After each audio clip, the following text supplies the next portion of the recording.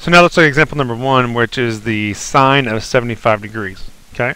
So again, we don't know what the sine of 75 is just by looking at our unit circle, but we can do sine of 30 plus 45, right? So if we follow the formula for the sine, and I'm just going to write it here so I have it handy here, the sine of alpha plus beta is the same thing as sine of alpha cosine beta plus cosine alpha sine beta. Okay, so I'm going to follow that rule and apply it to this.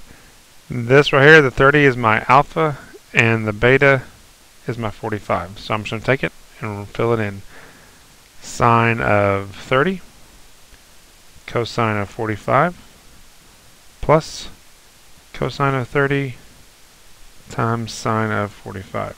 So now what you go do is just go through and fill in everything. If you know your unit circle, this is not a problem. If you don't, you can draw out your triangles and figure it out. I do know that sine of 30 degrees is 1/2.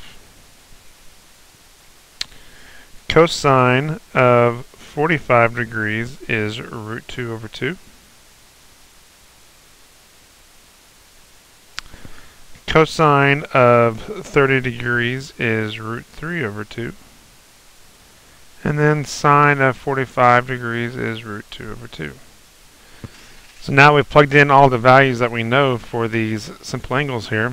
Now we just got to go through and simplify this out. So just multiply. So that would be root 2 over 4. And this would go to root 6 over 4. We want to add those together. Thankfully, we already do have a common denominator. That common denominator is 4. And then we just add the numerators together because we didn't change up anything. So that is the square root of 2 plus the square root of 6. And there's your example number 1.